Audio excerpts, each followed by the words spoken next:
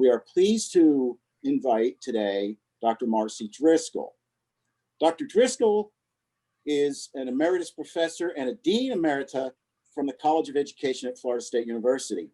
She was the first woman hired to serve as a faculty member in the Instructional Systems program at Florida State University.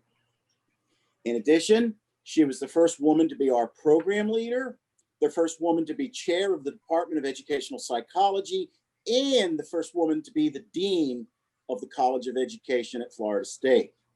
She retired last year. Actually, it's been 2 years, Marcy.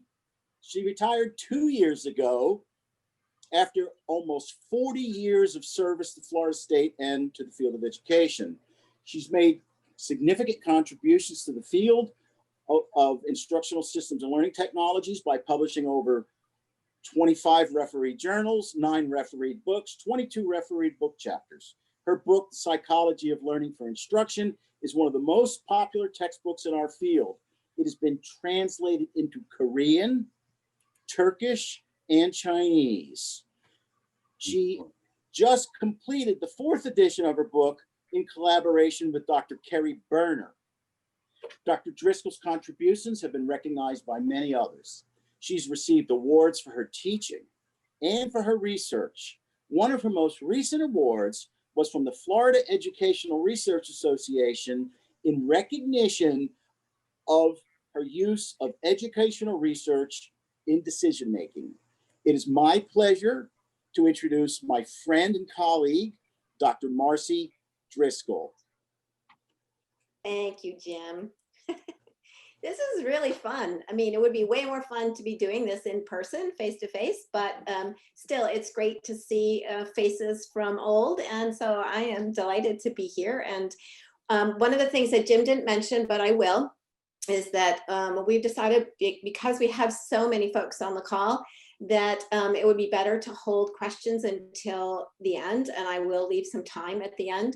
I had kind of hoped it would be a little bit more conversational, but sort of hard to manage when we have this many folks. So we do encourage you to kind of jot things down if something occurs to you that you'd like to ask, because right now the chat's going to be disabled. I will want to thank Demetrius Rice for his help in setting all this up and being timekeeper. So he's going to use the chat to keep me on record in terms of time. So I want to start. Let me share my screen and get the right PowerPoint going here. Share and play from start. Okay. So this is the title of what I'm going to talk about, obviously the book, and you can see the first 3 editions. And I will tell you that the 4th one that you see on the far right is actually, this is the draft of the cover. We just approved it this week, so very timely that the book's in production and hopefully will be out potentially by the end of the year. And so this is a draft that we have approved with one change, and that is Carrie's name has a J in the, it's Carrie J. Berner instead of just Carrie Berner. So I want to ask before we start, just so I sort of know, we have a poll question very quickly to ask which edition of the first 3 are you most familiar with? So there we go. So go ahead and answer. Get a sense here.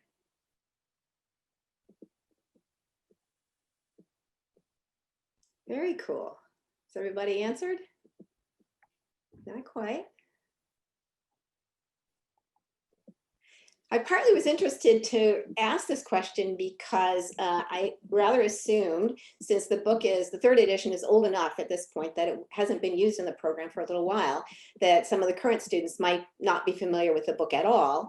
And I was curious to know how many folks we've had from the 1st edition years, because that's now significantly a long time ago. So thank you for that. Okay, share results. There we go. Yeah, stop sharing. There we go. How do I get rid of, there we go. All right, done. So when I talk about what's different or what's new about this edition, there's really two things that I can be talking about. One is the content and the structure and the organization, sort of the organizational elements of the book. And the other is the new instructional and learning theory that's happened since the third edition. And I want to talk about both of those things because those are very much intertwined. So I'm going to weave the story as I go along. And so the first thing to mention that's new that Jim already did is that I have a co-author. So Carrie Berner and I have worked on this for the last couple of years. She brings a wealth of experience and more up-to-date knowledge than I at the time when we started this, particularly in areas of motivation, self-regulation, and online learning. And we have had a tremendous amount of fun while we have worked on this. And it's certainly been a learning journey, I think, for both of us. For me, it was also a little bit like revisiting old friends and kind of saying, yeah, you know, I haven't seen you in 15 years. What's up with you, right? That's how it has kind of felt in some areas, but I have certainly learned a lot of new things. The literature has changed significantly since the third edition. And I would say at this point that probably 3/4 of the book, maybe 80% of the content is new. So obviously can't talk about everything that's new. So I've tried to pick out some of the highlights of the things that we either thought were particularly fun or somehow struck us as we were doing this. So that's why there will be time for questions at the end, so that if there's something in particular that you'd like to know, is this in the book or is it not in the book, or what do we think about, please do think to ask those things. So the first thing that I want to talk about is the sort of the way that learning is thought about, sort of different paradigms of learning. Let me go, whoops, there we go. So this is another, to get us started on that line, another poll question. Which statement, and I'm going to force you to choose, so you can't say all of them, which best reflects the way you think about learning?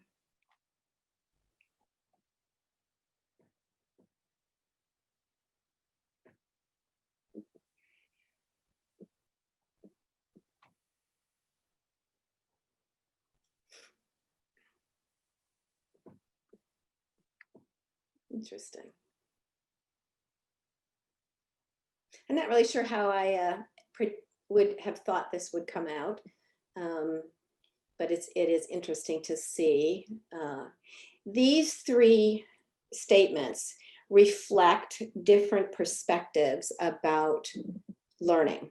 Now, in the third edition, and really since then, in the I would say in the 5 to 10 years after the third edition, many people in our field were making the contrast between behaviorism, cognitivism, and constructivism.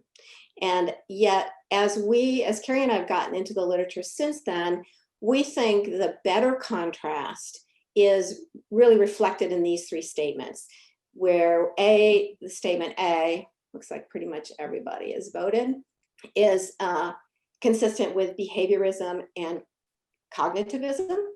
That is, learning is acquired knowledge through experience, or is about acquiring knowledge through experience. Constructivism really reflects the second bullet.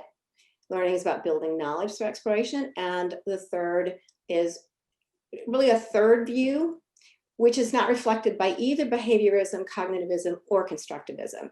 It's consistent with the situated perspective, or what we're calling the situated perspective, what was called in the third edition situated learning. All right. There are three basic metaphors that are associated with those three perspectives. The learning as acquisition, you kind of see sort of how learning is conceived in that metaphor. Concept of knowledge is sort of as a possession. If I'm a teacher, I'm giving you that knowledge. You are receiving it from me as if it's a commodity. The constructivist view is more of knowledge building, which is knowledge of something that's occurring from within. You are creating it, and the teachers are architects to provide the appropriate kinds of resources to help you make that creation. You are a builder. Learning as in the situative perspective, on the other hand, looks at learning in the context, in a broader context, in the context of a community. Now, if you look at constructivism, that is a cognitive view. So behaviorism, constructivism, cognitivism, constructivism, and then situated learning or situative perspective are on a continuum, with situative being the only one that really foregrounds the notion of context, that learning can only be understood fully in the context of a community, a knowledge community, which would include sort of socio-historical aspects of the community, as well as school, social, and that sort of thing. So in the situative perspective, then, learning, the context is not just another variable to be explained. It's something where learning is inextricably embedded in the learner's physical, social, and historical environment. And as these three perspectives have developed over the last, let's say, 10 to 15 years, it seemed to us that they provided a good way of organizing the content of the book. Okay, so this is the organization of the book. You can see there's three perspectives associated: behavioral, cognitive, situative. And then you see these cross-perspective influences, which I had them in the previous edition, but from a slightly different point of view than they are in this edition. So I want to talk about a number of these things, but again, just the highlights, and I'll keep coming back to this diagram to give you a sense. So the other thing, when we thought about the way to organize the book, as I mentioned, we felt unfettered from what the third edition was. So much has changed. But we also thought about, from Carrie's experience in teaching the class, talking to some of our colleagues who have been involved in teaching the theories of learning class, what is helpful to learners in actually making sense of the material that we wanted to talk about. And so, sort of tattooed across our brains as we were writing each chapter was, what is it that people really need to know about learning theory for it to be useful in their practice? So what distinguishes this book from other similar texts out there is really the focus on application. And so as we thought about what kinds of application work would really be helpful to learners, we added chapters that are focused entirely on application. Every chapter has some applied work in it. And so we're looking at implications of the theories for different professional environments. But we've added, you can see here, there's 4 chapters that are starred. So after every 2 learning theory chapters, we included an instructional theory chapter. So not only do we want to emphasize application, but there's a lot more work and evidence behind some of the instructional theories associated with the learning theories. And so it made sense to kind of pull those out a little bit and put them into their own chapter. So you'll see that. And I want to show, hopefully I can get back when I do this. This is the table of contents from the 3rd edition to the 4th edition. And again, you can see the organizational structure. Both have an introduction and a conclusion, but then the orientation is slightly different. Now I want to go back. Here we go. All right, good. So what I'd like to do now is just hit some highlights in some of these areas. One more thing before I go on. I've tried to organize this in a way you can see from the behavioral perspective. Learning and behaviorism, clearly behavioral. Learning and cognition shares with the behavioral perspective this notion of learning being acquired. They're quite similar in that respect. Even though behaviorism focuses entirely on behavior, cognition focuses on what's going on inside the head, they are still have a very similar orientation to what learning is.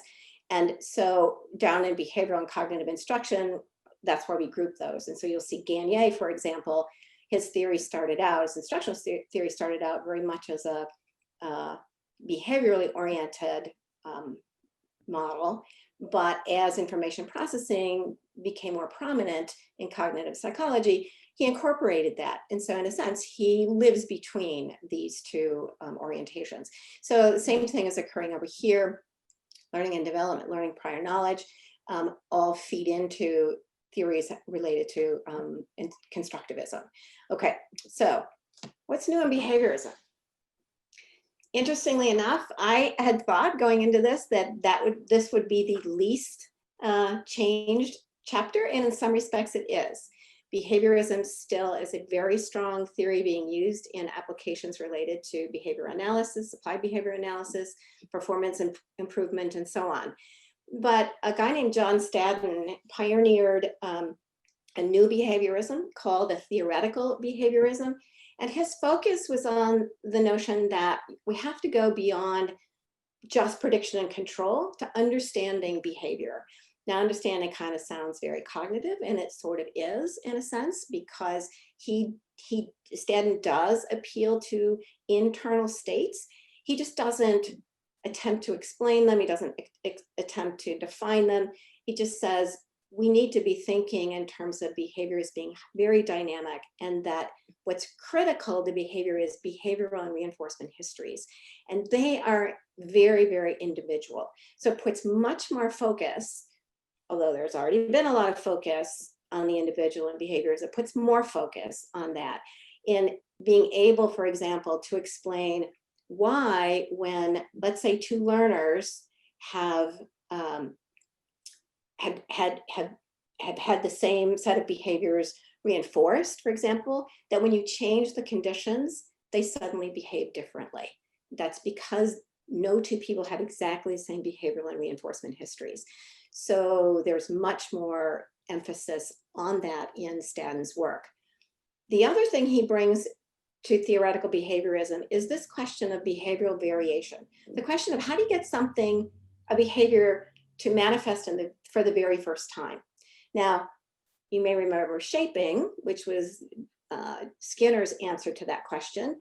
But when you think about people, our behavior is far more complex than what shaping is often used to attempt to reinforce. And so one of the things that Staden emphasized was this notion that we need to establish a culture favoring the emission of creative operants. The idea that if you want to get variation of behavior, you have to change the conditions. Now, exactly what that means in terms of application is yet to be discerned. There's a lot of, this is relatively new work. I do recommend Staden's book. He has some very interesting analyses, particularly of current events in terms of incarceration and behavior that relates to that, even gets into politics a little bit. So it's sort of an interesting approach. So what's new in learning and cognition? The revised model of information processing. One of the huge changes that's occurred over the last 10 years or so, I just realized I left out one of the, is a greater focus on working memory. You may remember the original model has sensory memory, short-term memory, long-term memory, a linear sort of approach. What they're finding now, researchers are finding learning is not particularly linear in that sense, that what's really important now is what happens in working memory. Working memory can be longer than the old short-term memory was. It is an activated subset of long-term memory, and it's the workhorse of information processing. We're finding that there are developmental differences in the duration of working memory and in the capacity of working memory. So that is, young children have shorter working memories and less capacity than older people do, but it is much more integrated a view of information processing than we saw before. Attention is the other area that has gained a great deal of focus in the revised model. with the idea that we have a lot more volition to control our attention than perhaps was previously understood. Dang. Sorry. There we go. So the other thing that was added to the model is the explicitly the central executive, again, to accommodate notions of volition, that we have control over how the processing system works. All right. Coming back. One thing, I don't know that I can get to it at this point. I'll go back to it in a little bit. Learning and development. There's a much broader view of human development than there was previously. So instead of asking the question of what makes children's learning different from adults, the better question is, how does learning change over the lifespan? So research now is being done not only with sort of school-age children, but with everyone from young infants and very young children, preschool children, all the way up to seniors and the very old.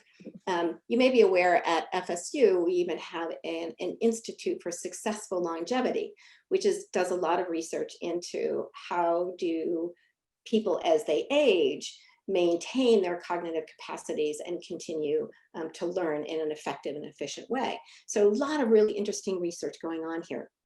We're also seeing advances in neuroscience that provide explanations for some of the things that have been observed from either a developmental point of view or a psychological point of view. And I want to give you a quick example to kind of illustrate that. So there was a study that was done that a number of studies have shown that older children are faster at solving problems, let's say arithmetic problems, than younger children are. And it was presumed from the psychological literature that the reason for that is that their information processing just gets more efficient over time. With practice, you get better at it, so you get faster. Well, it turns out in neuroscience, which lots and lots of research is being done there, that's, like I say, has been providing explanations for some of these effects. With MRI studies, they've shown that younger children actually have different solution strategies than older children. So a younger child solving a problem will access parts of the brain that have to do with general reasoning abilities and general memory abilities. They don't have yet, they haven't developed the capability to yet access more specific areas of the brain, where with older children, they'll access very specific areas of the brain, visual areas of the brain, verbal areas of the brain, and that's much faster than accessing general areas of the brain. So this is one of the areas in which neuroscience is providing kind of confirmational evidence for things that we've observed in development. With older adults, one of the things that they're learning is that as reflexes slow or as mental functions decline, that because of the wealth of experience that adults have, they can substitute compensatory skills to maintain the same level of performance that they had had previously. There's also in developmental theory, there's a more nuanced view of the zone of proximal development. You may remember that ZPD is the gap between independent problem solving and undeveloped capabilities. That is what a child can do with assistance. And for a while, the evidence from Vygotsky's ZPD was used by instructors as a justification for collaborative learning among kids. You put more experienced kids or kids that know some things with lesser experienced kids, that should be a way of improving the child's ability who can't do something to provide the assistance with their peers. But indeed, it appears that there have been enough translations now of Vygotsky's work that the editors have felt like there have been some latitudes taken in the earlier work, And that indeed, if you look at the way it's been translated more recently, it clarifies that Vygotsky believed that teaching in the zone of proximal development is always in the form of the child's cooperation with adults, not with peers.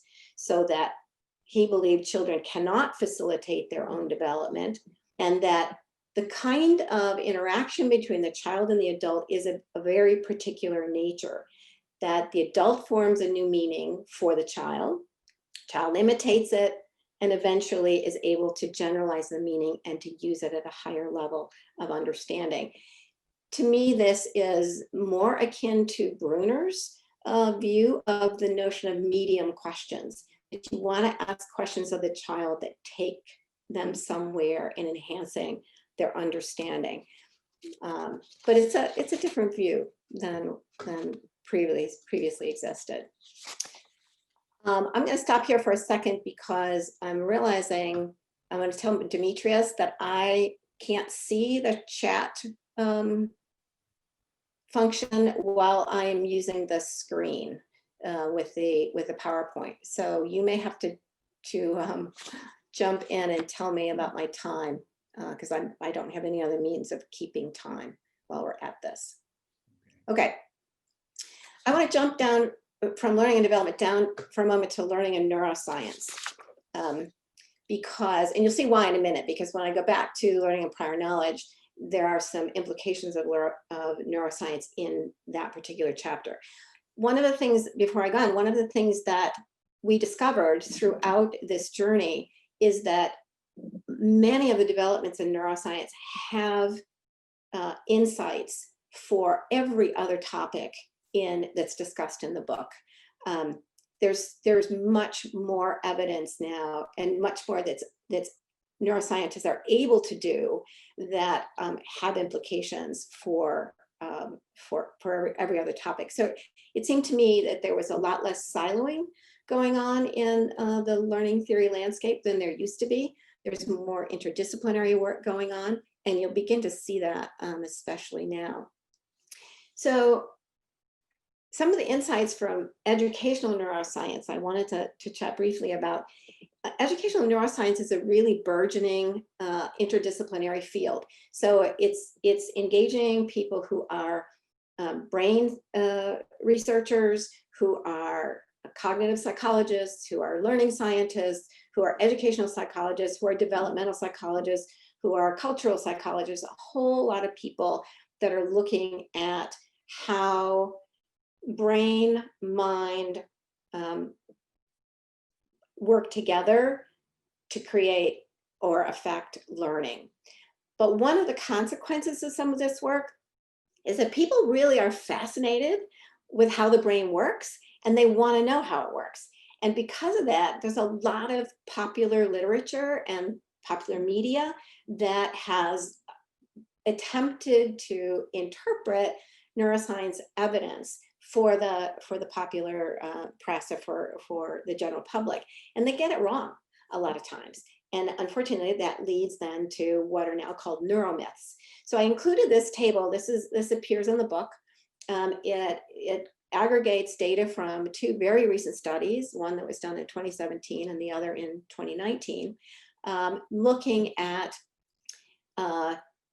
what kinds of beliefs do people have about how the brain operates with respect to learning. And I found this when every one of these, for example, is a neuromyth. They're all wrong, in other words. And then you can see here the percent of incorrect responses. So people who believed that these statements were true.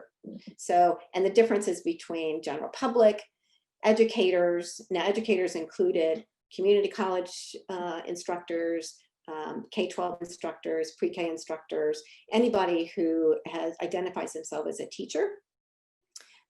Separately, there were higher education faculty, and then you can see a category of higher education instructional designers. The research was conducted over 10 different countries, including countries in the West and countries in the East as well. So pretty broadly, broad beliefs in some of these. And you can see the top one is probably the most believed neuromyth out there, which is that people learn better when they receive information, their preferred learning style. And unfortunately, the evidence suggests that learning styles is simply not something that exists. People may have a preferred way of wanting to learn, but there's no evidence that actually learning that way is any better or any worse than learning it any other way. So it's sometimes an issue for evidence coming out of neuroscience research. And there are a lot of folks who believe that you can't really make a direct connection between studies of the brain and what happens in a classroom or what happens in some kind of instruction, that the leap is too far to make, the inference is too far. But that's one of the reasons now why we're finding so many folks that are working in the middle who are, they're saying that we can help neuroscientists ask better questions because we're the ones in the classroom, or we're the ones developing instruction. And so here are the problems that we need to solve in instruction. Help us do that by doing better neuroscience research. So it's interesting stuff, I will say. And I think the advances in technology have occurred. I'm sorry? Sorry, we're just past 35 minutes elapsed. Perfect, thank you. So it's interesting because we're seeing with advances in technology, we're seeing a lot better research than we ever did 15 years ago in the area of neuroscience. And we're seeing, unfortunately, the promulgation of myths as well. All right. But the other area that we're seeing that's growing greatly, that brings together information processing, cognitive use of learning, as well as neuroscience, is the notion that learning involves not just cognition, but also emotion. There's a lot more work that's bringing these two things together. The diagram comes from a guy who is doing predominantly neuroscience research, but who is looking at the evidence and understanding that the brain is much more integrated and distributed than it was previously believed. A lot of early research looked at sort of what happens in different regions of the brain, and if you stimulate those regions of the brain, then what's the impact on behavior or learning. But what we're finding now is that all regions of the brain operate together, and emotion is a huge factor in that. Emotion affects attention, affects perception, it affects cognition, motivation, and action. And that all behaviors have both affective and cognitive components. So that means that if we're thinking about learning in terms of outcomes, we need to be thinking about not only the cognitive elements, but also the emotional components. And so we incorporated emotion not only in the neuroscience chapter, but also in the motivation chapter, because there's a lot of good work that's being done in that area as well. I added the one bullet here on early life stress because that refers to what happens to very young children when they may be in less than ideal circumstances, and is one of the strongest arguments these days for early childhood learning and early childhood education, and focus on the health and well-being of very young children. Because we're finding that from the very, very early on, there is a huge need for social interaction for young children. The brain needs to be stimulated with social interaction. And if children are deprived of that, then that affects their ability to learn from then on out. So I wanted to particularly include that. Okay. Going back up to learning and prior knowledge. Okay, time for you to get involved again. So this is a paragraph that has been used in research on conceptual change and knowledge revision. I'll give you a minute to read it, And then I'm going to ask you just to say who is right, Kate or Jerry, and think to yourself about why you think one or the other of them is right.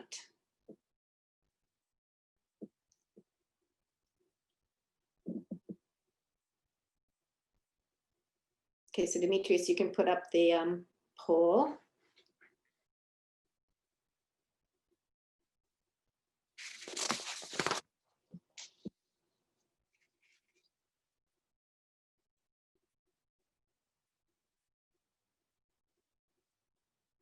This is interesting.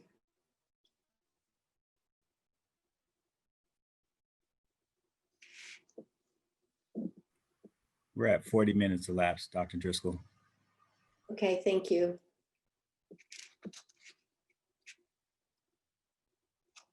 This is really interesting. I had no idea what answer we would get from this. So let me talk a little bit about this research. Whoops, sorry. No. How do I get back to where I want to go? There we go. Okay. All right, let's end the poll. 50-50. Interesting. So the actual answer is that Jerry is right. And the reason for that is that when meteors come down, when they hit the atmosphere, it strips away all of the outside of the meteorite as it comes down. And because it's been in deep space for such a long period of time, in fact, there isn't enough time for it to heat up. But what's interesting about this misconception, this is a really, really common misconception, and it's been part of some research looking at how people develop concepts and how they make changes to their knowledge. And it's the reasoning behind the answer that is the most interesting part of this. And the research typically gets at that reasoning by asking people to think aloud as they answer the question, is Kate right or is Jerry right? And we know that people have intuitive theories about a lot of things. And we have theories like that based on our own experience. What's interesting about this particular question is that the researcher that's using this is at the University of Minnesota.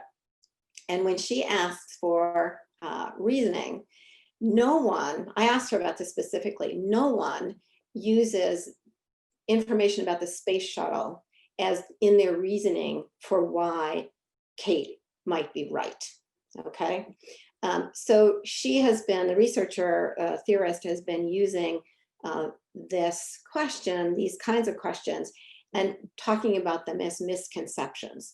But in fact, they might actually be overgeneralizations as much as misconceptions, because when you ask people in Florida, and I've sort of been doing this informally, most of them will comment on the space shuttle. Well, we know that the space shuttle gets hot on re-entry, and that's why they have to have the special tiles and so on. And so what we know from research of this kind is that people have intuitive theories. We come by those theories either through interaction with the world or through prior knowledge. And prior knowledge that we have, like of the space shuttle, that we overgeneralize to a new situation, because we know prior knowledge is probably one of the most important things that affects future learning. So knowledge revision, then, in order for people to overcome misconceptions, there are now a lot of theories out there about how that happens and how do we revise knowledge. If we're wrong, if we have a misconception, how do we revise that knowledge? It involves both refutation and restructuring. So in something like this, providing somebody the explanation for here's what really happens, okay, helps people to restructure the knowledge that they have and develop better, more accurate schemas, in this case, more scientifically canonical knowledge, more scientifically accurate information. But what happens when you think about concepts or misconceptions that are occurring where people have deeply held beliefs about something? Again, emotion is important. And what we're finding is in some topical areas, and I'll use some from that are, I think, sort of these days are sort of hot topics: climate change, the Green New Deal, some of the kinds of things that we see even in today's press. People have deeply held beliefs about that. So emotion comes into play once again on how can people revise knowledge to be more canonical, to be more consistent with scientific understanding. And what we're learning is that the more scientifically correct knowledge has to outcompete misinformation for attention. And there are ways that we can do that, and particularly in focusing on sort of the critical evaluation of evidence. So not only does there need to be refutation, but also how do we know what we know? How do we know what's the evidence for a particular concept or theory? And that's one of the things that we go into some detail on in this particular chapter. Okay. I'm going to very quickly run through this, and then that'll give us a little bit of time for questions. We've added a section, a chapter on technology. And the reason I had put digital in parens, as I think everyone on this call knows, technology is much more than just digital technology, but that seems to be what's sort of taking over these days. So the question here, and technology in general, the advances in technology has driven the development of the situative perspective and enabled it to be developed to a much greater extent than the situated cognition chapter that was in the 3rd edition. And that's partly because of what we can now do with technology. It connects learners to each other, it connects learners to instructors, to experts, and connecting learners to resources. A lot more networking is available these days. I found a wonderful quote that I include in the chapter. Technologies change what people do, technologies change what people can do, and technologies change what people want to do. And so we examine in this chapter how technology supports learning, that is, what can be learned with and through it that can't be learned without it. What technology enhances learning, so looking at all kinds of things from game-based instruction to multimedia to online learning to all kinds of networked opportunities and so on, open education and so on. But then also what issues arise when technology is integrated into instruction. So we talk a little bit about the digital divide and digital inclusion.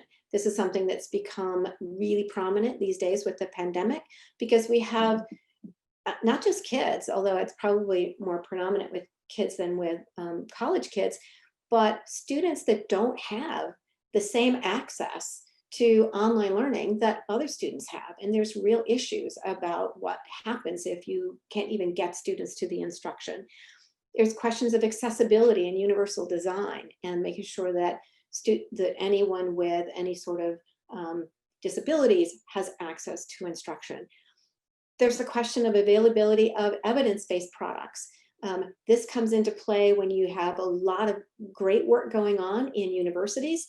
How do you get that out to the potential consumers, to teachers? Teachers have they have access to a lot of things that have no evidence behind them, but not necessarily to the things that do have evidence behind them. And then we have issues of privacy. And I know Vanessa, for example, has been looking at that in some of her research, and it's a critical issue to talk about. So then finally, last chapter is elaborates on personal epistemology and sort of what are your conceptions of knowledge and how you think about and evaluate knowledge. It situates personal epistemology in a cultural context, because in how knowledge is evaluated and justified differs depending on the knowledge community. Now, that doesn't mean that anything goes, but it does mean that we accept different standards, for example, for what is knowledge, depending on, let's say, what's happening in a college classroom versus a university laboratory or a science museum or something like that.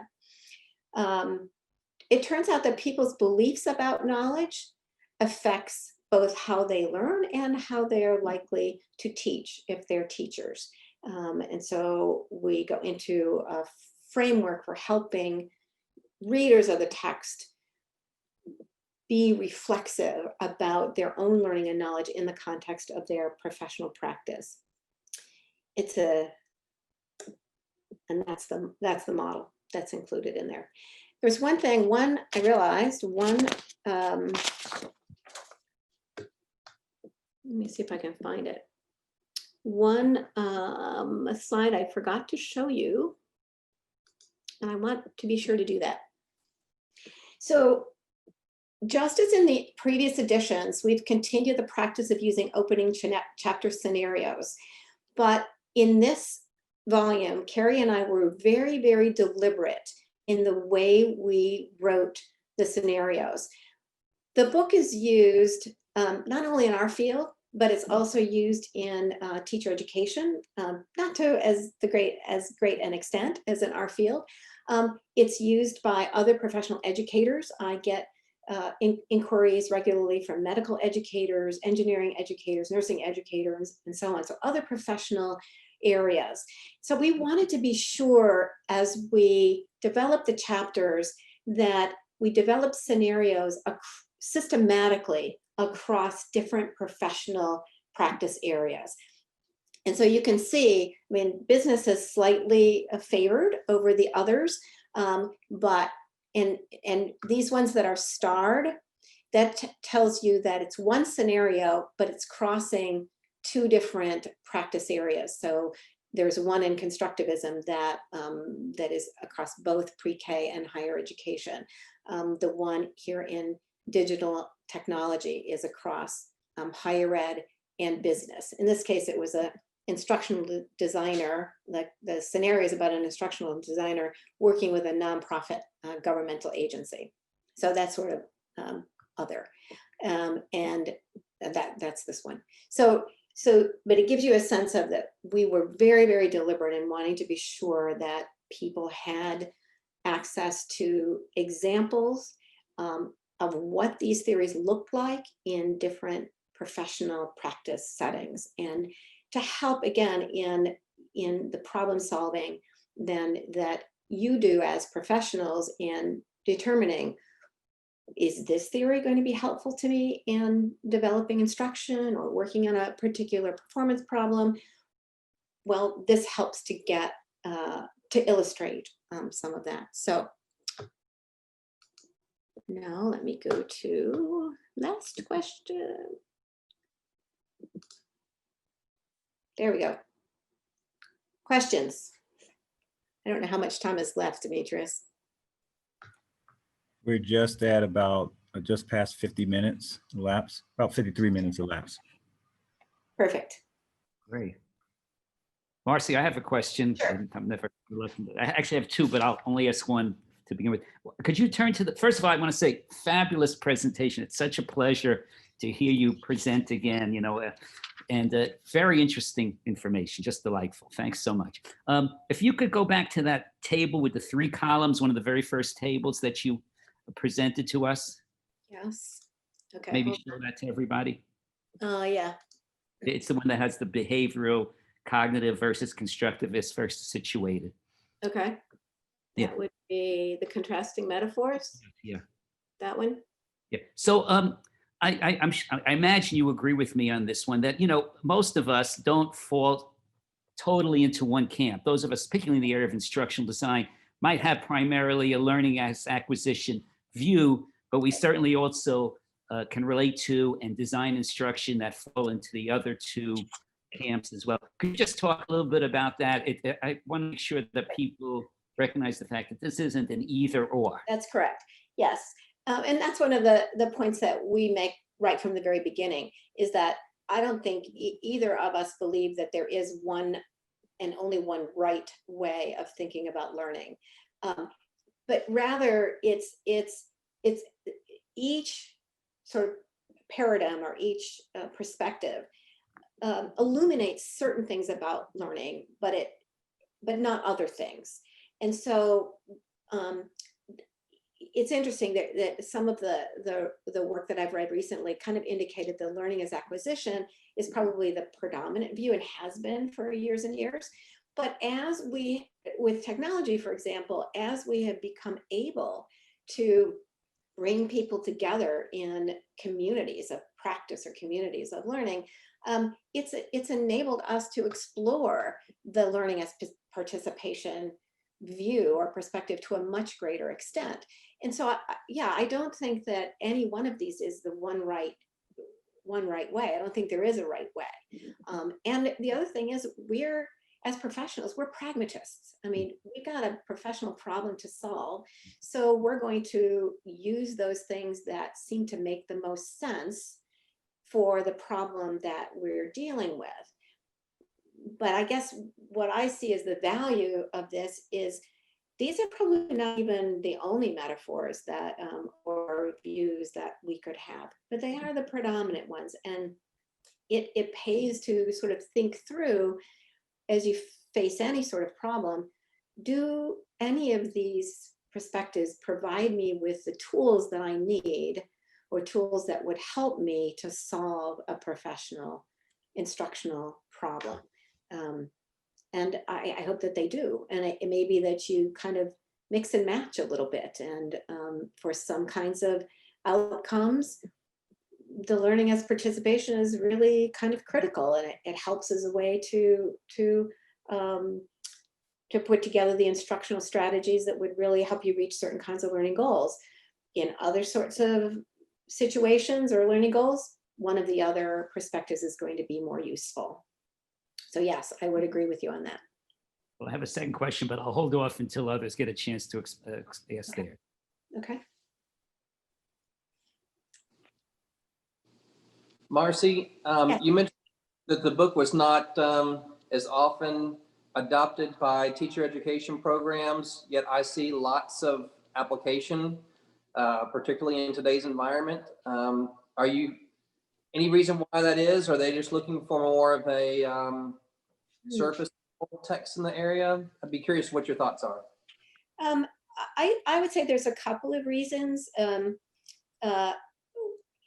When teacher ed students have used the book, I think they have found it to be useful. So it's more a question of the instructors and whether they are persuaded by a book like this. And it's interesting because the first edition, and this hasn't really changed through any of the editions, I get complaints about teacher education folks will say, you don't have enough K-12 examples, and you have way too many business examples, right? Well, you hear that from pretty much all of them. They say, the business people, well, you have too many K-12 examples. So I think there is sometimes a sense that they don't see the book as entirely for them. But I also think there are some sort of, what's the right word, paradigmatic differences between instructional systems design and teacher education. And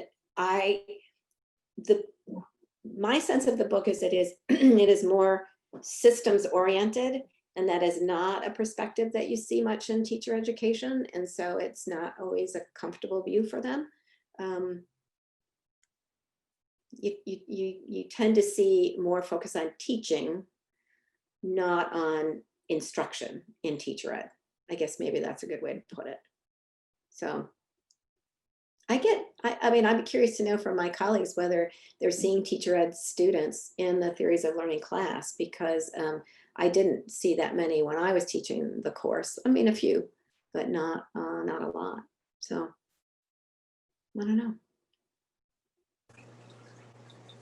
I just sent this following text to Damon that teacher education faculty don't always cover learning theories broadly. They focus more on constructivism, is something else that I've noticed at the graduate level. Yeah. I think that's true at the undergraduate level as well. I mean, you look at, there are two texts that are competitors to this one at the graduate level. And if you look at them, neither one of them involves professional or has examples of professional settings other than teaching. I mean, they are focused almost entirely on education, higher education, lower education, but you wouldn't find a business and industry type example in any one of them. And so I think that's a huge difference in this book, because I felt like Marcy, it's important to. Marcy, we have a few Yeah. questions on the chat, Yeah, so I'd like okay. to toss them to you. Yeah. One is from Megan Benson, who asks, which of the recent developments in research would most likely draw you out of retirement? It's not happening. I like being retired. Well, moving right along, Michelle Cates asks, I appreciate the reminder about myths.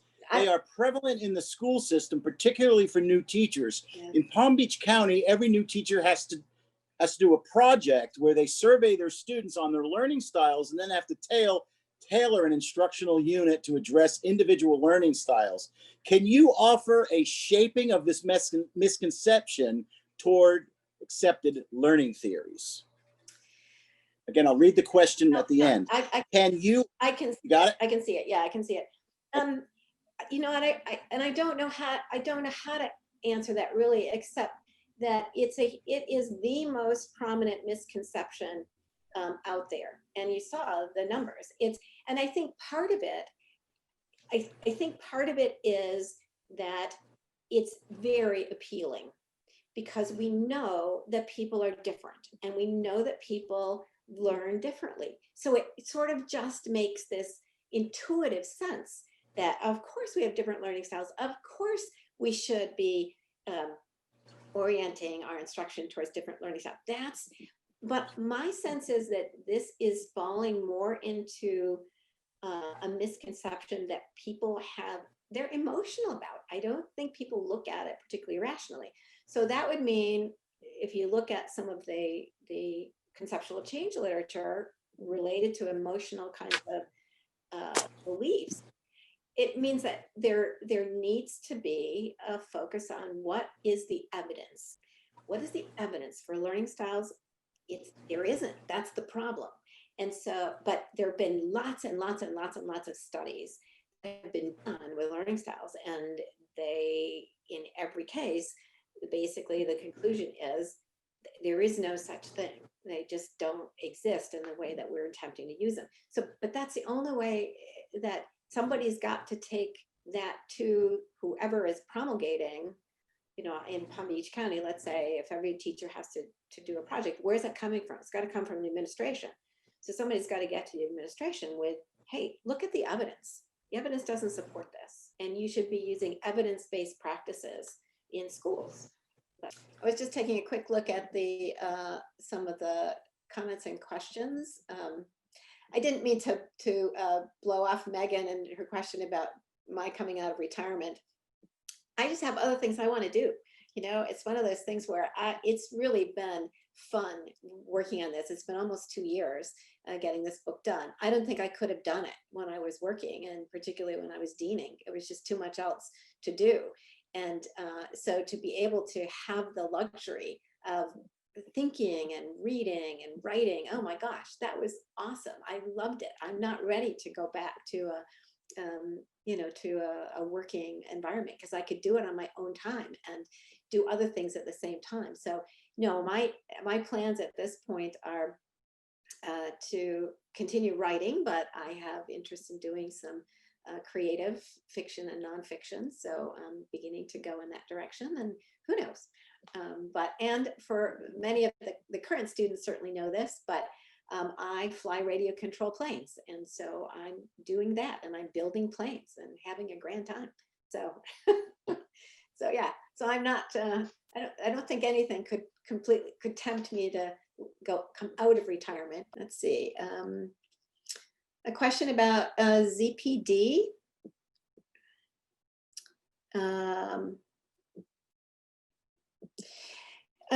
I would say yes. The answer, I don't know a lot about gifted education. So the question is, what does new evidence suggest for how gifted children learn? That wasn't something I spent much time really looking at. The common practice, yes, is to group them with children who are struggling to understand. And certainly from the more recent interpretations of Vygotsky's work, that would not be a good practice, because as they're saying that it's really only in collaboration or in working with an adult that children's development is really enhanced, not so much for working with their more advanced peers. So it doesn't really help the peer, particularly the one who is more advanced. It doesn't do anything for them, certainly from that point of view. But I confess I don't know much about gifted education and didn't really encounter it much as I was working on the book. Marcy, since you're talking about zone of proximal development, that was my other question. In light of the new views of what Vygotsky said about zone of proximal development, what does that indicate about the interest in collaborative and cooperative learning among peers? And what's your take on that?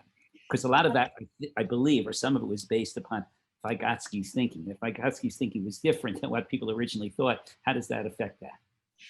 Well, I think that that collaborative learning and cooperative learning has to change. I mean, I think that some of those early results we've sort of moved on from there. And I would say that that's where the situative perspective has more to say about how cooperative learning, or really collaborative learning, can be beneficial to kids or to learners. I don't just say kids, but to learners of various ages. And this is where technology can be enormously helpful, because technology can help to provide the connections between learners and content, between learners and experts. And if it's structured, I mean, and this is not just an open, let's collaborate, there are specific kinds of strategies that need to be in place and structures that need to be in place for that to be effective, for collaborative learning to be effective. So I think at this point it goes beyond Vygotsky, and I think it's shading into a lot of interesting work on CSCL, computer supported collaborative learning. Right now, what's interesting about that is that they're kind of experiencing a bit of not crisis is probably too strong a word, but there's a sense of that even that hasn't met the promise of and the beliefs that the early researchers felt it would. So the question is why, and how do we, what do we need to do to really get the kinds of results that we expected out of CSCL from the beginning. But that's all, a lot of it being technology supported and technology driven. So I think we're moving beyond Vygotsky at this point. Your notion about providing adequate support for collaborative and cooperative learning is very apropos when it comes to discussion boards and people just telling students to respond to one another's discussions. I think Walt Dick used to talk about shared ignorance, and I think that can be a problem if we don't provide the right structure when we set up these activities. And you also, if you look at again, coming from some of the more situated views, you have to help learners learn how to collaborate. You know, just because you get put in a group and you have an assignment doesn't mean you know how to collaborate effectively. And so they need to be taught that, and they need to know how to assess it on their own. So not only should they be assessing, am I meeting my own goals, but is this collaborative effort meeting the goals that we have set for it? And so there's a lot that we need yet to do, I think, in terms of establishing the conditions for really effective collaborative learning. But we're learning those things. I mean, that's where a lot of the research is focused right now. I think it's pretty cool stuff, actually. Yeah. Hey, Marcy, this is Walt. Hey, Walt. I was really interested in the questions about teacher education relationship to your book. And let me share a little history with the instructional design program and teacher education. Might be fun to know that when a lot of us came in the late 60s, Morgan and Branson had a program instruction company that worked with public schools. And in essence, we felt that our goal was to save public education. First thing Morgan did, Bob Morgan, was to get a contract for all his faculty to go out into the Netherlands around Tallahassee and do workshops on programming, on behavioral objectives. We were going to teach all the teachers in all the surrounding schools how to write behavioral objectives. Well, the good thing was we had a good health coverage because we all got beat up. They said, we don't need you. We don't need this stuff. And it was my first introduction to how difficult it was going to be. And it continued that way. A couple other observations. One, in defense of teacher education, they would tell you our focus is on our content field, whatever that is, particularly the sciences, in order to have respectability with the rest of the campus, faculty members. Everybody knows how to teach. You don't have to mess around spending time on that. Just really fill their heads with the best content and develop a reputation, and we're in good shape. The other thing was the use of examples in your book, and I was fascinated to see your breakdown of K-12 higher ed business, because the Dick and Carey book went through the same thing. The first edition, if you look at it, we had all public education. We were still trying to save public education. We figured with this book, this is going to get into the teacher ed program. And I think we sold 3 copies, and that was about it. And so slowly over time, you know, it's gravitated. So sort of like yours, we have a variety of examples. And I don't know what the answer is with teacher education, but technology, I thought, might be the vehicle where we would come together, and it may still be. I mean, I agree with you there, Walt. I do think that's technology is where you're seeing a lot more collaboration now among people in schools and folks like us, you know, instructional designers and people in education technology. I mean, I think some of it is there's been kind of a difference of language. Teacher educators use a kind of language, we use a kind of different language. And sometimes I think we haven't been as respectful of what goes on in schools. I mean, that's maybe true of teacher ed faculty as well, but I think we have to respect that teachers know stuff.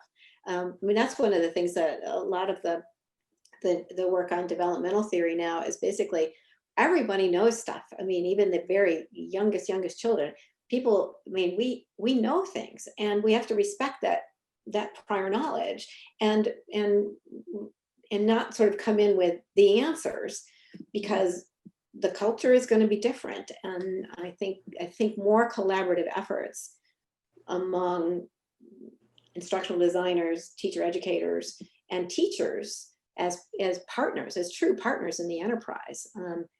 I think that's going to be a more productive way of going than some of the things that have happened in the past. And I see more of that, frankly. I see, that was one of the things that throughout all of the different chapters that we were working on, I saw a lot more collaborative and interdisciplinary research and efforts than I recall having seen before. You just, I think these days with the issues that are and the kind of the big problems, it requires sort of big solutions that not a single person is going to have the answer to. So that's going to mean more teams of researchers. And I think the more different kinds of perspectives you have on a team, the richer the potential will be for problem solution. So, Marcy, I think what you just said is a critical difference, is that teacher educators and teachers are not the same thing. And it's really working with the teachers. But I was just going to comment to Walt Dick. I seem to remember a young man sitting at the foot of the master about 35 years ago and asking the question, so Dr. Dick, how come you guys don't do anything with teacher education? And your answer was, Jim, because when you beat your head against the wall so many years, it starts to hurt. Let's bring some more people into this conversation. Stu Weinstein, what are you thinking?